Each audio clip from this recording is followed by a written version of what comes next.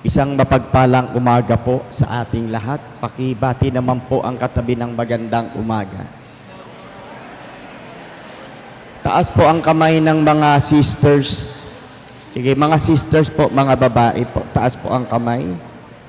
Yan, kaya kung ang katabi po ninyo mga babae, titigan po ninyo at sabihin po ninyo, ang ganda-ganda mo ngayong umaga. Parang konti lang yata yung natuwa. Okay, handa na po ba tayong pagpalain? Okay, sige po. So, ang reflection that was given to me is the topic, overcoming the works of the evil spirits. So, ano yung palulutangin natin dito sa reflection na to? E di syempre yung how to overcome the works of the evil spirits. So, babalikan lang natin siguro yung mga ilang historical accounts based on the scripture, saan ba nagmula ang mga bagay-bagay.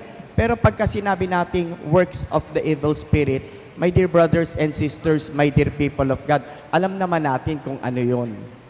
Amen po ba?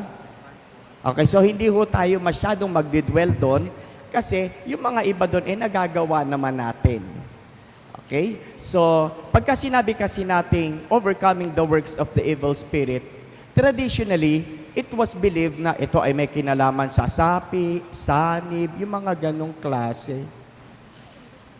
Pero yung sinasabi nating sapi tsaka sanib, nangyayari naman yan araw-araw.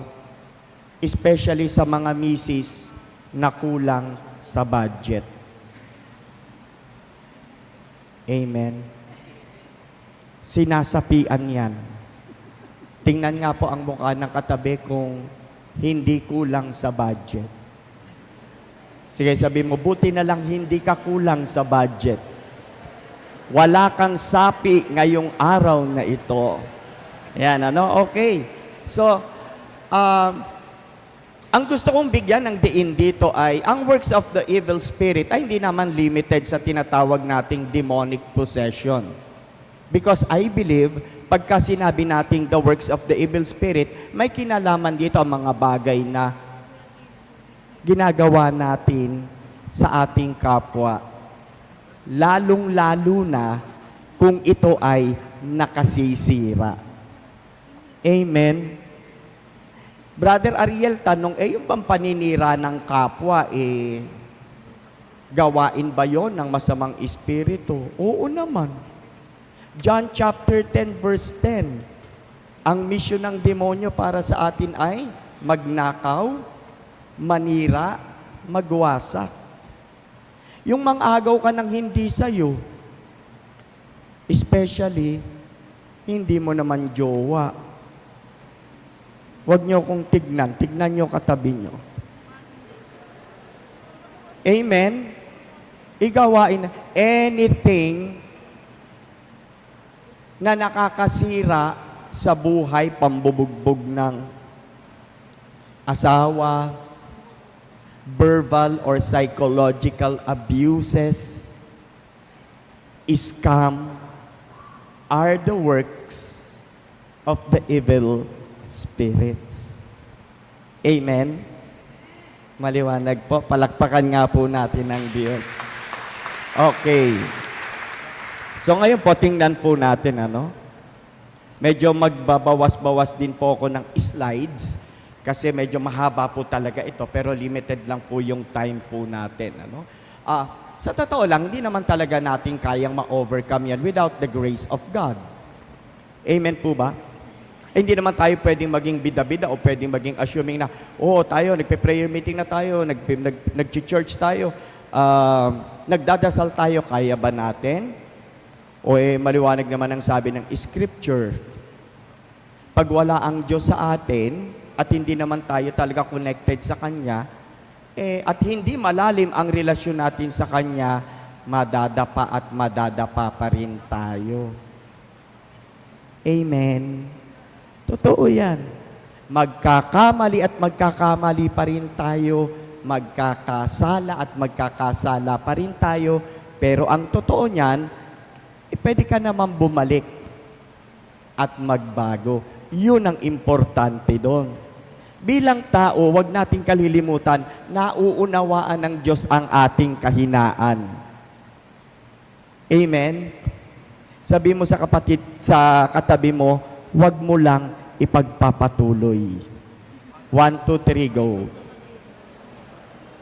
Maliwanag po. Amen po ba? Okay, sige po, palakpakan po natin ang Panginoon. Okay, Genesis 1:31 says, all that God created was good. Totoo naman yun. Mga magulang, mga kapatid, ang lahat ng mabubuti ay galing sa Diyos. Therefore, ang mga bagay, kahit na gusto natin, kahit na sa tingin natin ay tama, kung ito ay makakasira, hindi na po galing sa Diyos. Brother, nagpe-pray naman ako, pero ba't hindi pa rin ako masaya? Bakit ako may emptiness? Kasi ang buhay natin basic lang naman eh. Well, generally, marami unmanageable. Totoo yan. Hindi na ma-manage ng maayos. At yun ang nangyayari. Priorities, directions, relationship. Amen? Okay, sige po. Tayo po, madalas tayong nakakapanood ng mga horror films. Minsan gustong-gusto nating manood nun. At pag nanood po tayo ng mga horror films, may mga pagkakataon na kinukondisyon nito ang ating isipan na parang the evil is so powerful. Tama po. Amen? For example, nung hindi pa tayo nanood ng mga horror films, hindi ka naman natatakot sa bahay mo, pero bakit kaya biglang-bigla pagkatapos nun sa CR hindi ka makapunta? Kasi may kaisipan na baka may mumunga. Ang lahat ng ito ay kathang isip lang naman po ang mga ito. Pero ano ang totoo doon? Sabi nga kanina, God is powerful. Naniniwala po ba tayo? Amen. More than anything else, ang Diyos ay mas makapangyarihan pa rin. Brother, ano yung nagbabother sa akin? Takot. Kaya ano po ba ang totoo? Ang totoo, simple lang naman. Bago ng Diyos nilikha ang mga bagay-bagay, nilikha muna niya ang mga angels. Angels are real. Naniniwala po ba tayo? Di ba, nung mga bata pa tayo, nagdadasal tayo ng angel of God. At bago niya nilikha ang tao, nilikha muna niya ang mga anghel. At ang mga anghel ay mga spirits, almost perfect as God. And how many angels that God created? There are billions of them. Malakas, maganda, matalino, makapangyarihan, at higit sa lahat, meron din silang freedom. At dahil doon sa freedom na yon, merong isa dong nagrebelde. Alam siguro natin yung history, familiar tayo. By the name of Archangel Lucifer. Lucy means light, Fer means bearer. At dahil sa kanya kagandahan, katalinuhan, kapangyarihan, pumasok sa kanya ang sin of pride. At sinabi niya sa kanyang sarili, kung ako nga na anghel, maganda, matalino, malakas, makapangyarihan, magsasama pa ako ng billions of angels, kaya na naming talunin ang Diyos. Kami ang mananalo at hindi siya. And in the book of Revelation, 1/3 of an angel, na-recruit niya. And according to the letter of St. Peter, they became evil spirits. Nasusundan po. Amen? At dahil doon, Revelation chapter 12 verse 9, what happened there was, war broke out from heaven. Lucifer and his angels fought back against Michael and his angels. Natalo si Lucifer. Kaya yung kanyang angelic name ay napalitan ng Satan, which means to rebel. Kaya yung rebellion, characteristic of rebellion, the principle of divide and conquer, nangyayari po yan. Maliwanag po. Amen po ba? Okay. So ano po ang nangyari doon? Ang sabi ng Panginoon, hindi ako papatol sa iyo.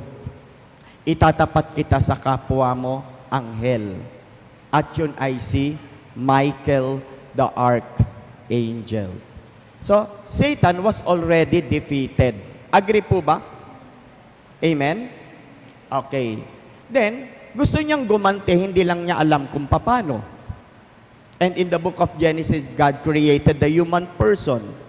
At sabi niya, eto na pagkakataon ko, hindi ko kayang gantihan ang Diyos, gagantihan ko ang kanyang pinakamamahal at walang iba kundi ito ay ang tao.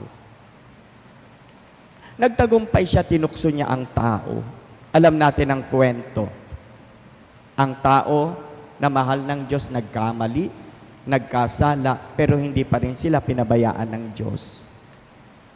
Kasi ang Diyos na nagkatawang tao, kinakailangan niyang iligtas ang tao na kanyang minamahal. Ito maganda para maibalik ulit. Ang buhay parang ganun. Ang buhay parang jigsaw puzzle. May mga sitwasyon, pagkakataon, relasyon na tayo ay nawawasak. Tayo ay nakakagawa ng hindi natin gusto. Amen? Minsan nagkokos ito ng brokenness. And just like the jigsaw puzzle, unti-unti nating binubuo ang ating mga nasirang pagkatao, relasyon, at anumang bagay na sa pagkakaalam natin ay nasira through the passion, death, and resurrection of Jesus. Amen? Pwede pong pakisabi po sa ating mga katabi, huwag kang mag-alala, malaya ka na. Okay, that's number 1. Number 2, sabihin mo sa iyong katabi, huwag kang mag-alala, lalaya ka rin. Amen po ba? Palakpakan nga natin ng Diyos. Pangatlo, sabi mo sa katabi mo, huwag kang mag-alala. Konting effort pa. Real talk naman tayo. Sa totoo lang, amen? Hindi madali yan. Hindi naman pwedeng bubulahin ko lang kayo at sasabihin ko sa inyo, in the name of Jesus, kaya yan. Oo.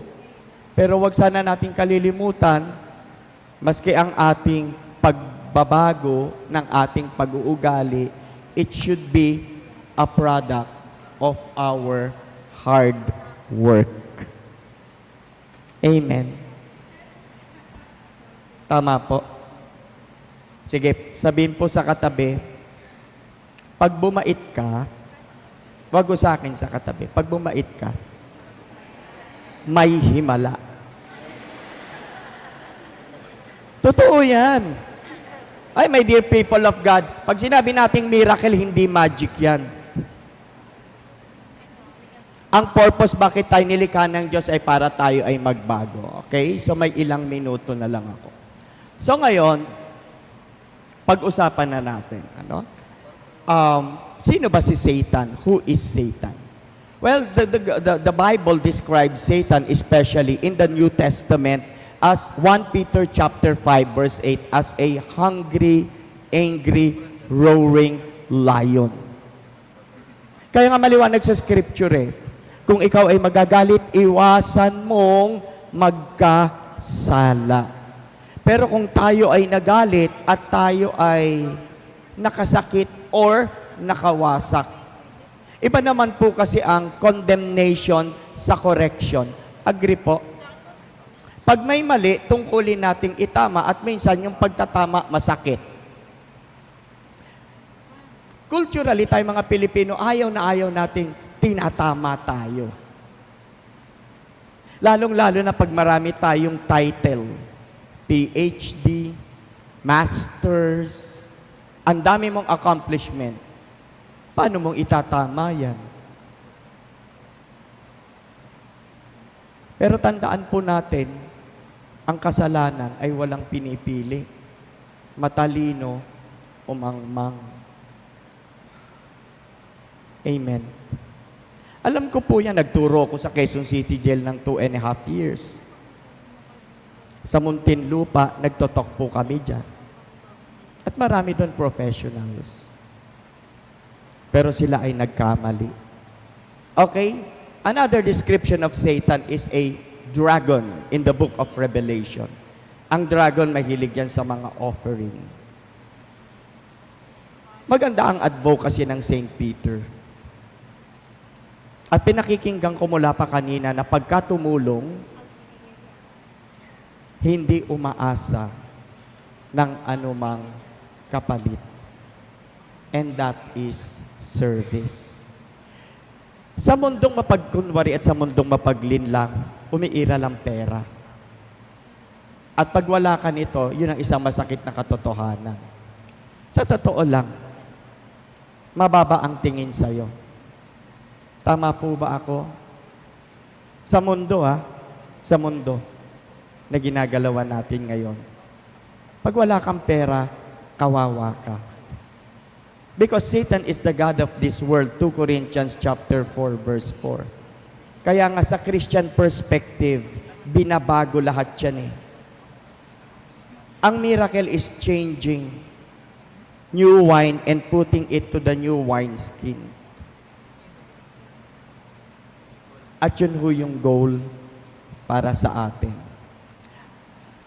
Ano yung mga areas kung saan nag-work si Satan? Unang-una, darkness. Because he is the prince of darkness. When we are physically and emotionally weak.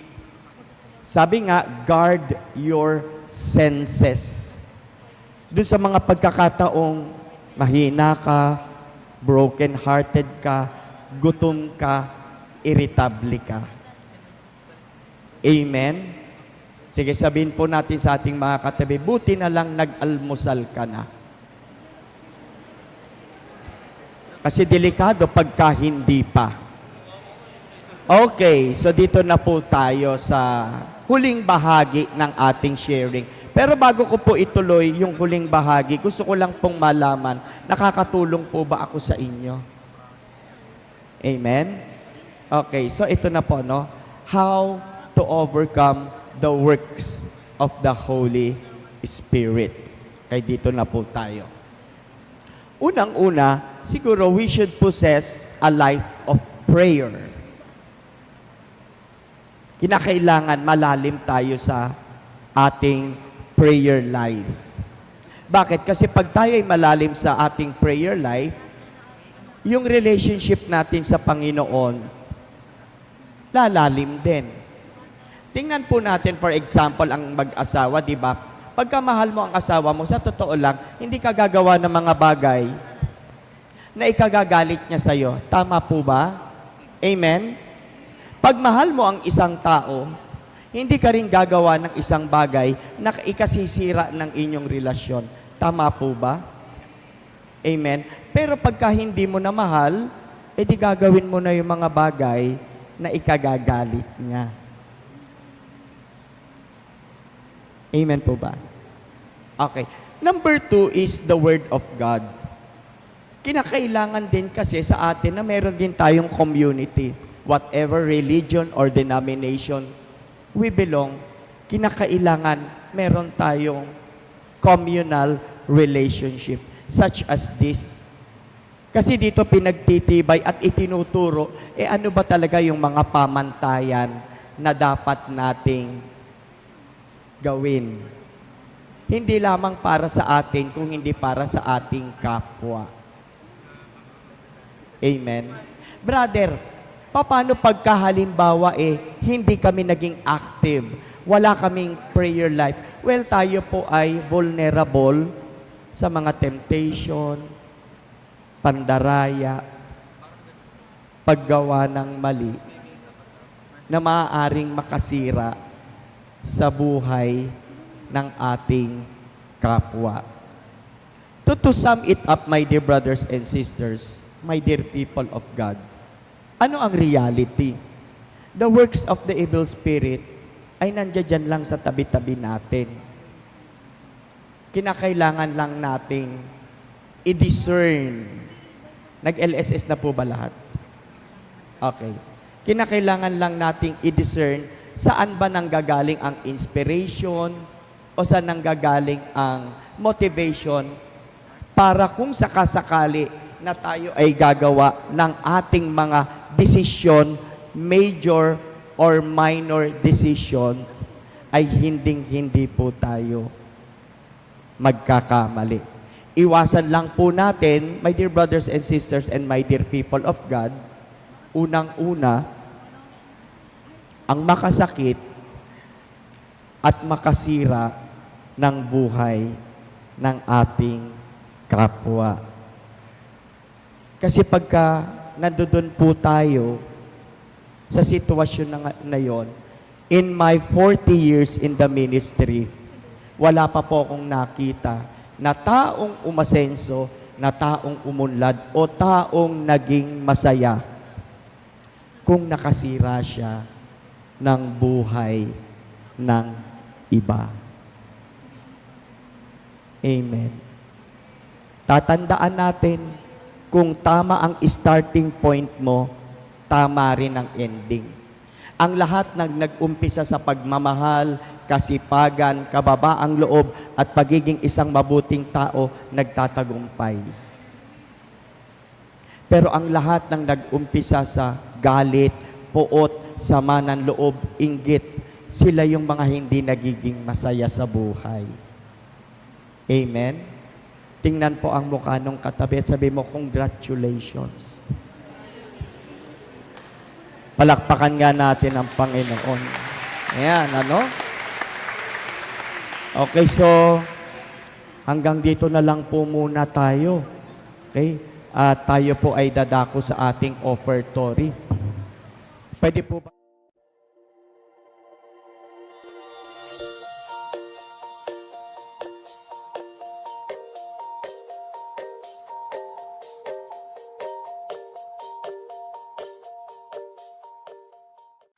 Thank you for joining us.